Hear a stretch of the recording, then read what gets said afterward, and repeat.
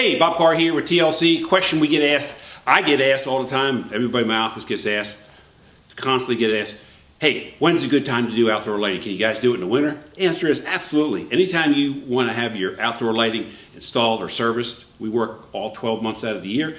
Anytime in the winter we don't work, if the ground's frozen or obviously if there's snow on the ground. So if you got an outdoor lighting project that you need installed, designed, installed, and or serviced, we can do it. We're actually out here now installing a really nice outdoor lighting system for a client in Bowie. Come along with us, we'll show you how we get this done.